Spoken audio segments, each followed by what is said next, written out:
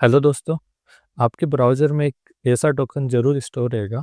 ये अजीब से दिखने वाली स्ट्रिंग को बोलते हैं जेडब्ल्यूटी टोकन।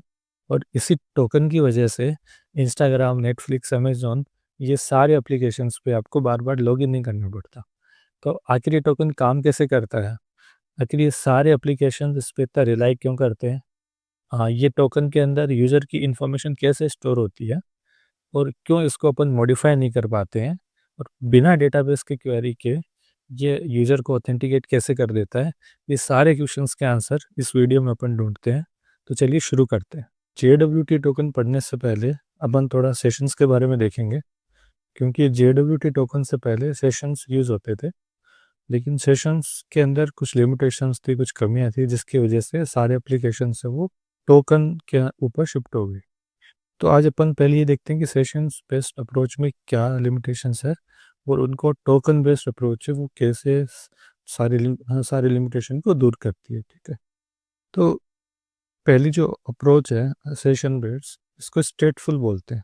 इसके अंदर अपन स्टेट मेंटेन रखते हैं। तो फ्लो कैसा रहता है कि क्लाइंट सबसे पहले जब लॉग इन करता है तो यहाँ पे सर्वर के पास रिक्वेस्ट जाती है लॉग इन की। जब क्लाइंट यूजर नेम पासवर्ड सब डाल देता है तो उसके बाद में सर्वर ऑथेंटिकेट करके उसको एक आईडी रिटर्न करता है। सर्वर अपने साइड पे एक आईडी जनरेट करता है जिसको अपन सेशन आईडी बोलते हैं, और वो वाली सेशन आईडी इस यूज़र को कुकीज़ के अंदर रिस्पॉन्स में रिटर्न करता है। ठीक है, अब ये जो सेशन आईडी सर्वर बनाता है कि उसको एक स्टोरेज में रखता है अपने एंड पे, जिसको अपन सेशन स्टोरेज बोलते हैं। ठीक, ये वाले सेशन स्टोरेज में आप ये मानो कि की वैल्यू पेयर की तरह रहता है। जैसे की के अंदर सपोज 1 2 3 है और वैल्यू के अंदर आपका यूज़र रिलेटेड जो भी इंफॉर्मेशन रहती है कि जैसे यूज़र का ईमेल क्या है, हाँ यूज़र आईडी क्या है, फ़ोन नंबर क्या है, उसका रोल क्या है ना। तो ये सारी चीज़ें यहाँ पे रहती है की वैल्यू फॉर्म में। तो ये जो आईडी रहती है की में जो यूज़ हो रही है इसको अपन सेशन आईडी बोल रहे हैं। तो जब लॉगिन हुआ पहली बार तो सर्वर ने ये एंट्री डाली अपने स्टोरेज में और ये आईडी को रिटर्न कर दिया क्लाइंट को, हाँ, कुकीज़ के अंदर एज ए सेशन आईडी। अब आगे जितनी भी रिक्वेस्ट आएगी ये वाले ब्राउज़र से, सारे सबसिक्वेंट रिक्वेस्ट में कुकीज़ साथ में आएगा रिक्वेस्ट के और उसके अंदर सेशन आईडी रहेगी। जब ये सेशन आईडी यहाँ पे सर्वर के पास पहुँचती है तो सर्वर अपनी स्टोरेज में चेक करता है कि उस आईडी से रिलेटेड कोई एंट्री है कि नहीं। अगर सर्वर को मिलता है कि हाँ ये आईडी एग्जिस्ट करती है तो सर्वर बोलता है कि ठीक है, कि ये यूज़र ऑलरेडी हाँ लॉग्ड इन है, ये उसको ऑथेंटिकेट मानता है और जो भी रिसोर्स यूज़र ने रिक्वेस्ट किया उसको रिटर्न कर देता है, उसके लिए जो भी रिस्पॉन्स है। ठीक है, तो इसको अपन बोलते हैं सेशन बेस्ड हाँ ऑथेंटिकेशन या लॉगिन। इसके अंदर एक स्टोरेज के अंदर अपन सेशन आईडी और जो पेलोड रहता है वो यूज़र की इंफॉर्मेशन स्टोर करते हैं। ठीक है, अब इसके अंदर लिमिटेशन यही है कि हमें सारे यूज़र्स के लिए यहाँ पे एक अलग से स्टोरेज रखनी पड़ रही है। ठीक है, अब ये जो स्टोरेज भी रहती है ना, ये स्टोरेज इन मेमोरी स्टोरेज रहती है। ऐसा क्यों करते हैं? क्योंकि अपन को ये चाहिए फास्ट। तो जनरली ये जो डेटा रहता है ये रैम में रहता है। तो इसके लिए जो यूज़ होती है, मान लो रेडिस है, मेमकेस है, ये टाइप के स्टोरेज अपन यूज़ लेते हैं और ये डेटा के हिसाब से काफ़ी कॉस्टली भी रहती है। ठीक है, और फिर ये पूरे स्टोरेज को मैनेज करना, हाँ, ये अपने आप में इसको मेंटेन करना भी अपने आप में टास्क रहता है। तो ये स्टेटफुल होने की वजह से अब इसकी ये जो लिमिटेशन है कि ये स्टेटफुल है, इसी को रिमूव करने के लिए अपने पास आते हैं जेडब्ल्यूटी टोकन्स और ये होते हैं स्टेटलेस। ठीक है, अब हम पढ़ते हैं कि जेडब्ल्यूटी टोकन्स होते क्या हैं। जेडब्ल्यूटी टोकन्स मैं आपको दिखा देता हूँ कैसे दिखते हैं। ये एक सिंपल यहाँ पे रिक्वेस्ट है। इसके अंदर, हाँ, क्रोम के अंदर डेव टूल में आप को एक यहाँ पे मैंने एक सैम्पल रिक्वेस्ट ली है। इसके अंदर रिक्वेस्ट हेडर में आप देखोगे कि ये एक अथोराइजेशन पूरा हेडर जा रहा है। आप देख रहे हो बीएरआर और उसके बाद में एक बड़ी सी स्ट्रिंग है जिसके अंदर 2 जगह डॉट आपको दिख रहा होगा। ठीक है, तो ये पूरी स्ट्रिंग के 3 पार्ट है टोटल। ये यहाँ तक पहला, ये सेकंड और ये थर्ड। इसको अपन बोलते हैं जेडब्ल्यूटी टोकन। ये अपना जेडब्ल्यूटी टोकन है। ठीक है, भी जो आपको यहाँ पे दिख रहा है, इसके 3 पार्ट है। हम पूरा डिटेल में बताएंगे कि कौन से पार्ट का मतलब क्या है। तो पहले पार्ट को अपन बोलते हैं हेडर, जी जो पहला वाला है इसको अपन हेडर बोलते हैं। सेकंड है जो इस डॉट के बाद वाला है, नेक्स्ट डॉट से पहले, इसको पेलोड बोलते हैं। जो लास्ट वाला ये होता है सिग्नेचर। ये जो सिग्नेचर है ये इन्हीं दो से ही बनता है। ठीक है, एक बार के लिए मान लो इनको ये बोलते हैं। ठीक है, ये ऐसा दिखता है, बस मैं ना विजुलाइज के लिए आपको बता रहा हूँ। अब एक बार JWT टोकन का हाई लेवल फ्लो समझ लेते हैं, उसके बाद में इसकी डिटेलिंग पे जाएंगे कि ये काम कैसे करता है। तो हाई लेवल पे क्या होता है, जब यूज़र पहली बार लॉग इन करता है तो ये जो सर्वर है ये एक टोकन जनरेट करता है, एक साइंड टोकन, एक सीक्रेट के साथ। इसको अपन JWT टोकन बोल रहे हैं, और ये उसको रिटर्न करता है। वही जो भी इसके इसके अंदर मतलब कुकीज़ है या फिर लोकल स्टोरेज जहाँ भी उसको रखना है, ये टोकन यहाँ पे आ जाता है। अब आगे जितनी भी रिक्वेस्ट आएगी ब्राउज़र से, उसके साथ में अथोराइजेशन हेडर में वो वाला टोकन साथ में आएगा। जो JWT टोकन है वो यहाँ पे साथ में आएगा। कैसे आएगा ये मैंने इस इमेज में आपको दिखाया। अथोराइजेशन जो हेडर है रिक्वेस्ट हेडर के अंदर, उसके अंदर ये टोकन आता है। ठीक है, तो जब ये आता है यहाँ पे सर्वर के पास आगे वाली सब्सिक्वेंट रिक्वेस्ट में, तो सर्वर इसको वैलिडेट करता है कि ये टोकन वैलिड है कि नहीं। अगर ये टोकन वैलिड है तो सर्वर बोलता है ठीक है, user is already logged in, authenticated successfully, और जो भी यूज़र ने रिक्वेस्ट किया है रिसोर्स, वो उसको यहाँ पे अकॉर्डिंगली रेस्पॉन्स मिल जाता है। ठीक है, तो यहाँ पे दो पार्ट हो रहे हैं। पहले फ्लो के अंदर यहाँ पे हो रहा है टोकन जनरेशन। ठीक है, और ये वाले फ्लो में सेकेंड टाइम हो रहा है टोकन वैलिडेशन। अब हाँ, इसको अपन डिटेल में देखेंगे कि ये होता कैसे है। टोकन जनरेशन में जो की काम में आती है वो होती है प्राइवेट की, और टोकन वैलिडेशन में जो की काम में आती है वो होती है पब्लिक की। अभी पूरा फ्लो होता कैसे है समझते हैं। अब इसके अंदर क्या होता है कि सपोज पहली बार जो यहाँ पे टोकन आया इसके पास, और जब नेक्स्ट रिक्वेस्ट इसने टोकन भेजा JWT, तो इस टोकन को, ये जो टोकन है अपने पास, इसको किसी ने टेम्पर कर दिया, इसको किसी ने मॉडिफाई कर दिया, मतलब कुछ एक्स्ट्रा बिट डाल दी, कुछ कैरेक्टर मॉडिफाई कर दिया। जब कोई हाँ इसको मॉडिफाई करेगा तो क्या होता है कि जब ये यहाँ पे पहुंचेगा सर्वर के पास, तो इसका वैलिडेशन स्टेप फेल हो जाता है।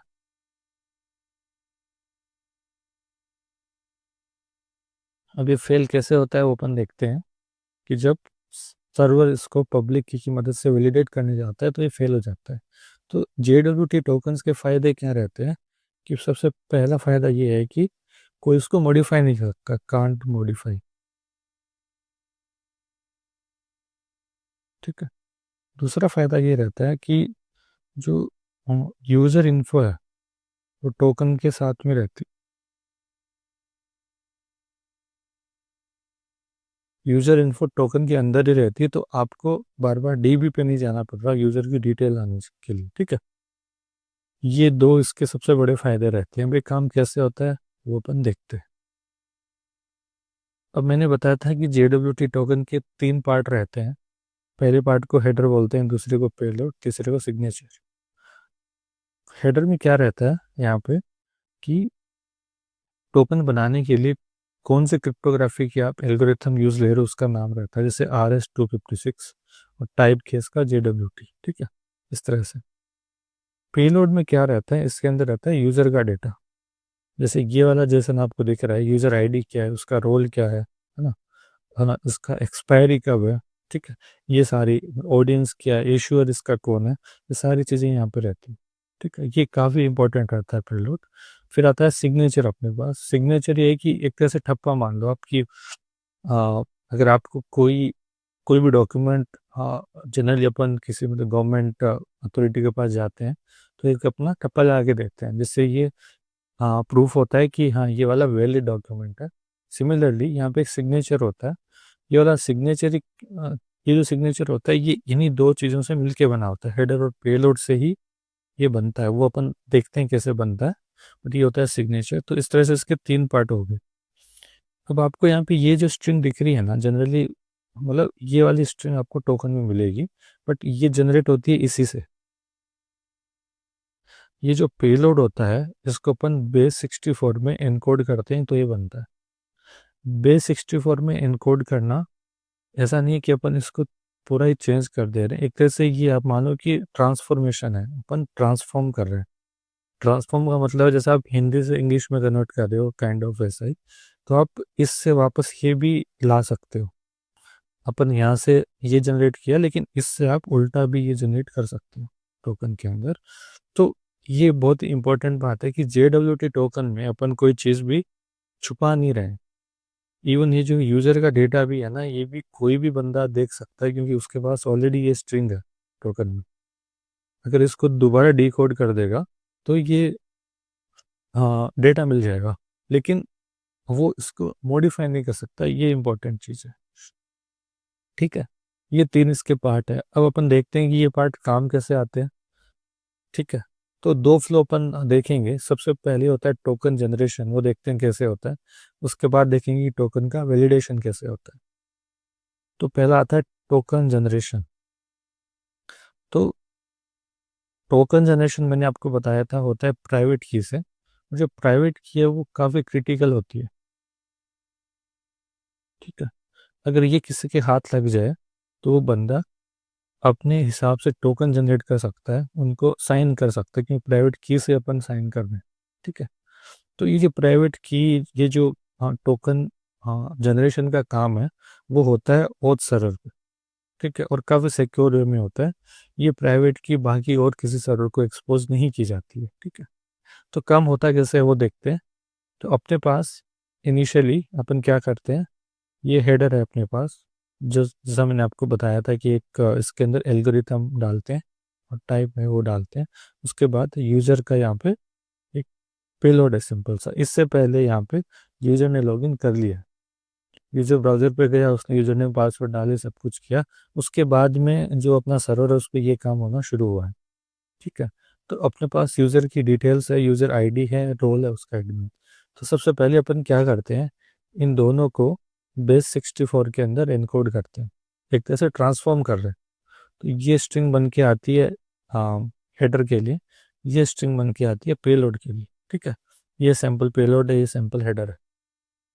अब ये बनने के बाद अपन क्या करते हैं, इन दोनों को अपन कॉन्केट करते हैं, दोनों को साथ में मिलाते हैं डॉट के साथ में। ठीक है, ये पहली स्ट्रिंग है, ये दूसरी स्ट्रिंग है, ये हेडर है और ये पेलोड है। जस्ट अपन इनको एनकोड किया बेस 64 में और कुछ नहीं। ठीक है, अब अपन क्या करते हैं, ये जो अपने पास आया इसको एक हैश फंक्शन से पास करते हैं, वो SHA 256। हैश फंक्शन क्या करता है, इस बड़ी सी स्ट्रिंग के लिए एक यूनिक स्ट्रिंग जनरेट करता है दूसरी। ठीक है, तो हैश फंक्शन प्रॉपर्टी क्या है कि आप इसको इनपुट देते हो तो उस इनपुट के लिए एक हमेशा एक यूनिक स्ट्रिंग जनरेट करता है। मतलब अगर आप इस 9 की जगह 8 कर दोगे यहाँ पे, तो ये जो हैश है ये भी बदल जाएगा। तो ये हैश है इसी यूनिक वैल्यू के लिए। ठीक है, अपन कर कुछ नहीं रहे हैं, इस बड़ी वैल्यू को एक छोटी में कन्वर्ट कर रहे हैं हैश के थ्रू। तो ये अपने पास हैश बन गया। अब अपन क्या करते हैं कि ये हैश बनने के बाद में इसको साइन करते हैं। तो साइन करने के लिए यूज़ करते हैं प्राइवेट की। ठीक है, और साइन करने के बाद जो अपने पास स्ट्रिंग आती है, आउटपुट आता है, वो ये वाला है S98765। अब ये जो साइन, इसको बोलते हैं साइंड हैश। ठीक है, ये जो अपना हैश था ये था ओरिजिनल हैश, इसको अपने प्राइवेट की मदद से साइन किया, उसको बोलते हैं साइंड हैश। अब अगर मैं ये साइंड हैश को ये दोनों के साथ में ऐड कर दूँ, कॉन्केट कर दूँ यहाँ पे, तो ये जो बन के आया इसी को बोलते हैं अपन JWT टोकन। ठीक है, अब यहाँ पे आप देखो कि साइन का मतलब क्या होता है। अब साइन का मतलब ये समझो कि क्रिप्टोग्राफी के अंदर साइन एक फंक्शन है नॉर्मल। वो क्या लेता है, वो एक तो लेता है हैश आपका जो आपने भेजा है, जैसे इस वाली केस में H123455, ये वही हैश है जो इन दोनों को इस फंक्शन से पास किए तब बना था। इसके साथ में जो अपनी प्राइवेट की रहती है, प्राइवेट की मान लो कुछ भी है, EBDC, इस तरह से कुछ भी नाम है इसका। तो साइन एक फंक्शन है जो जिसके अंदर प्राइवेट की रहती है और उससे वो आउटकम में क्या देता है, वो एक दूसरी स्ट्रिंग देता है जो 98765 एग्जाम्पल। अब ये स्ट्रिंग को जनरेट करने के लिए ये वाली की जरूरी है। ठीक है, तो एक तरह से अपन ने ये स्ट्रिंग के ऊपर इस की डिपेंडेंसी डाल दी जो प्राइवेट की है अपनी। इसको बोलते हैं साइनिंग। बड़ा ही मतलब सिंपल सी बात है कि आपने, अगर आपके पास ये नहीं होगी ना तो इस तरह का आपका आउटकम कभी मिलेगा ही नहीं। तो इस की पे आपने डिपेंडेंसी डाल दी।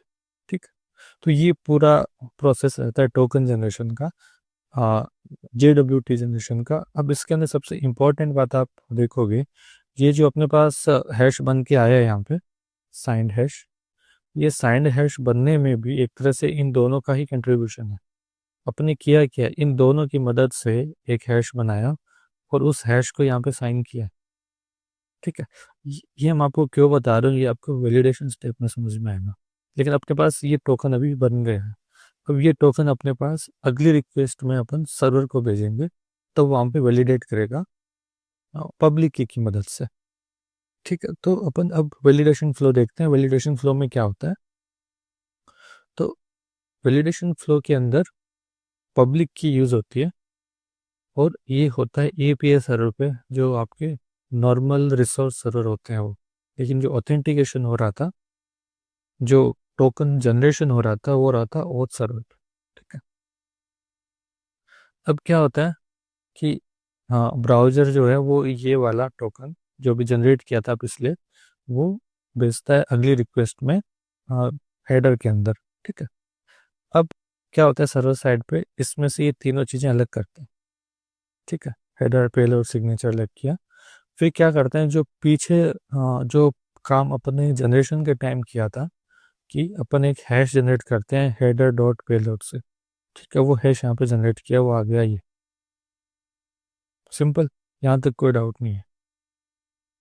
अब इसके बाद ये जो हैश आ गया अपने पास, इसको अपन क्या करते हैं, इसको अपन पब्लिक की मदद से, ठीक है, ये अपने पास हैश आ गया, सॉरी। अब साथ में अपने पास एक ये भी बजा है, ये जो साइंड हैश है ये भी है। तो अपन क्या करते हैं, जो साइंड हैश आया है इसको अपन पब्लिक की मदद से वेरीफाई करते हैं। और जब अपन वेरीफाई करते हैं पब्लिक की मदद से, तो ये अपन को आउटकम के अंदर ओरिजिनल हैश देता है। ठीक है, तो क्या होता है, आप ये मानो कि वेरीफाई एक फंक्शन है क्रिप्टोग्राफी में जो आपसे साइंड हैश लेता है, जो अब बस यहाँ पे है रिक्वेस्ट में, इस वाले केस में हैश 98765। ठीक है, इसके साथ में ये पब्लिक की होती है, जो जो मान लो डिफरेंट है, 1 2 3 4 5, ये पब्लिक की है, ये आपकी पब्लिक की है। जब आप ये, हाँ ये है साइंड हैश। जब आप पब्लिक की के साथ में साइंड हैश भेजते हो वेरीफाई फंक्शन को, तो ये आउटकम में आपको ओरिजिनल हैश देता है। ठीक है, तो अब क्या किया अपन ने, जो अपने पास ये आ रहा था साइंड हैश, उसको अपन ने वेरीफाई, ये जो है ना पब्लिक की से वेरीफाई किया, तो इसने ओरिजिनल हैश दिया। अब एक ओरिजिनल हैश अपन ने इन दोनों की मदद से भी बनाया है, वो ये था हैश 1। तो अपन क्या करते हैं, इन दोनों हैशेस को मैच करते हैं। अगर ये दोनों हैश बराबर है तो इसका मतलब ये जो की है ये वैलिड है, इसके साथ कोई टेम्परिंग नहीं है। तो आप खुद सोचो कि जो मैंने आपको बताया था इंफॉर्मेशन पिछले डायग्राम में, कि ये जो हैश बन के आ रहा है ना, ये एक्चुअली इन्हीं दो की मदद से बना है, पेलोड और हेडर से। क्यों बना है, ये यहाँ पे आपको मतलब समझ में आ रहा होगा कि अपन यहाँ पे JWT टोकन में तीनों चीज़ें अटैच कर देते हैं। अब अगर कोई बंदा आके ये यहाँ पे मान लो 9 की जगह इसको 8 कर देता है, जब इसकी वैल्यू चेंज कर देगा तो ये जो हैश जनरेट हुआ है ना इनकी मदद से, ये अभी कुछ अलग होगा। ये 1 2 3 4 5 नया होके डिफरेंट होगा। लेकिन ये जो साइंड हैश आ रहा है ना, ये तो वही आ रहा है, तो ये कभी मैच नहीं होंगे, ये यहाँ पे वैलिडेशन फेल हो जाएगा। ठीक है, इसको एग्जांपल के मतलब आप ये समझ लो कि पब्लिक की क्या कर रही है, यहाँ पे दो दो काम हो रहे हैं। प्राइवेट की क्या करती थी, जो प्राइवेट की है वो हैश लेती थी और उस हैश से साइंड हैश देती थी। अब पब्लिक की क्या करती है, ये वाला साइंड हैश लेती है यहाँ पे पब्लिक की, और इससे क्या करती है, जो ओरिजिनल हैश था ये देखती है। ठीक है। अब अपन वैलिडेशन फेलियर का एक बार फ्लो देखते हैं।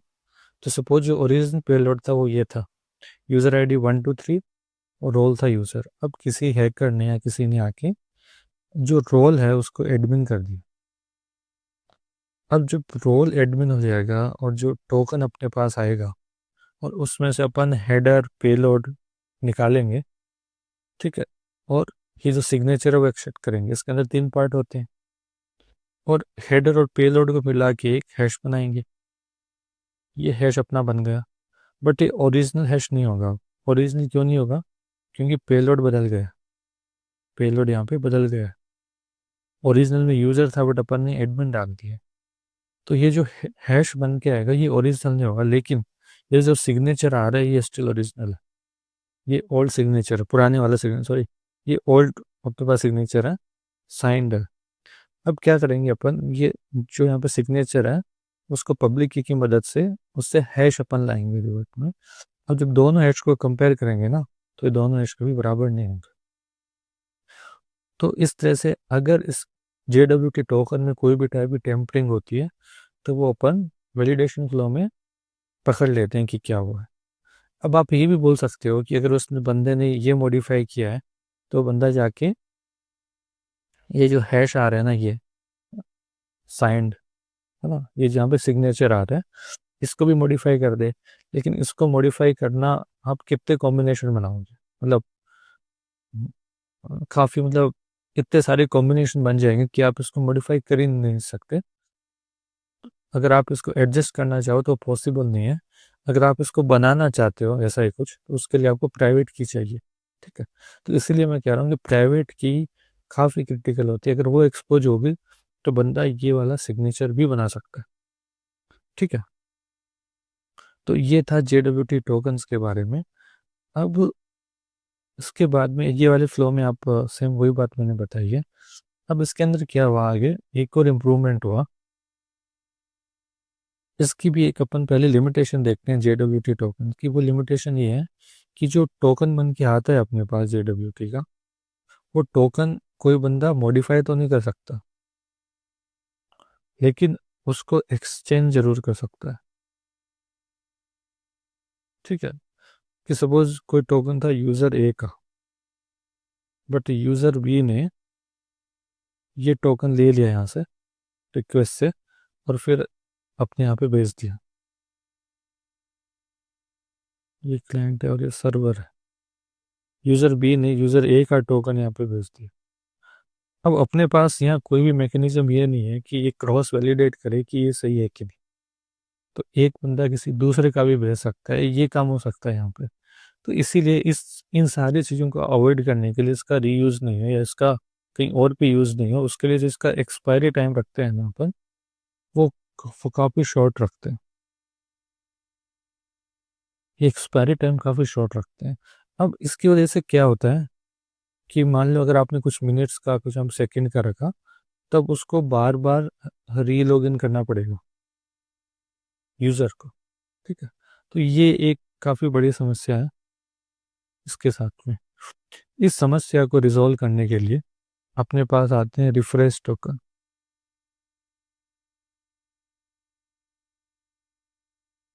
अब क्या होता है रिफ्रेश टोकन में कि अपन, चलो नेक्स्ट पेज पे पढ़ते हैं।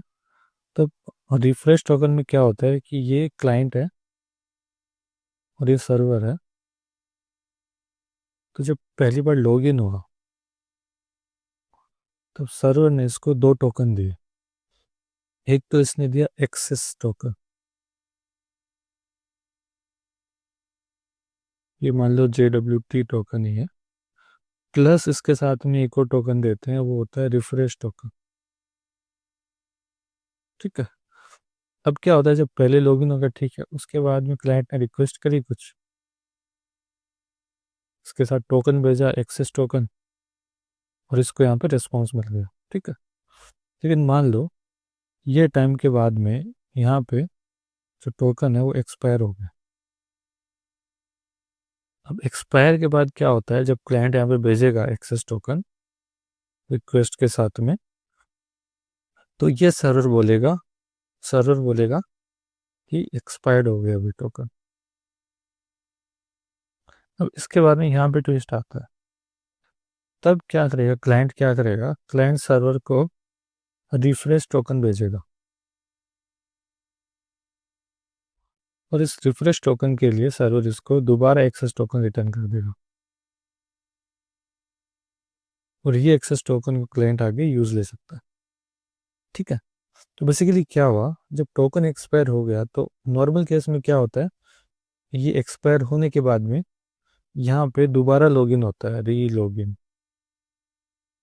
लेकिन क्योंकि अपने पास रिफ्रेश टोकन है, तो रिफ्रेश का मतलब है अपन एक्सेस टोकन को रिफ्रेश कर रहे हैं।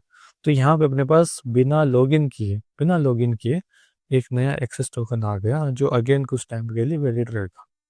इसको आप जीमेल से लिंक कर सकते हो। जैसे आप जीमेल के अंदर लॉगिन करते हो ब्राउज़र में, तो आपने जब एक बार लॉगिन कर लिया, उसके बाद आप हार्डली दोबारा लॉगिन करते हो, अनटिल अनलेस आप काफ़ी टाइम तक, हाँ हाँ, उसको ओपन ही नहीं करते हो। तो इसके अंदर ये काम आता है रिफ्रेश टोकन का। तो बिना अपन लॉगिन किए एक्सेस टोकन को रिफ्रेश कर पा रहे हैं, ये होता है रिफ्रेश टोकन। ठीक है, ये एक तरह से JWT टोकन्स का एनहांसमेंट है। बस इसके अंदर अपन ने क्या किया है कि जब लॉगिन के टाइम में एक एक्स्ट्रा टोकन भेज दिया, रिफ्रेश टोकन, ताकि क्लाइंट इसका यूज़ एक्सेस टोकन को रिफ्रेश करने के लिए ले सके। ठीक है। एक और बात, अगर आपको मेरा कंटेंट पसंद आ रहा है तो प्लीज़ सब्सक्राइब द चैनल और लाइक द वीडियो। इससे होगा कुछ नहीं, मुझे और मोटिवेशन मिलेगा इस टाइप की और वीडियोस लाने के लिए आपके लिए। और अगर आपको किसी एक पर्टिकुलर टॉपिक पे और वीडियो चाहिए, so please put a comment in the comment section. हम लोग आगे की वीडियोस में ट्राई करेंगे कि वो भी कवर करें। Thank you.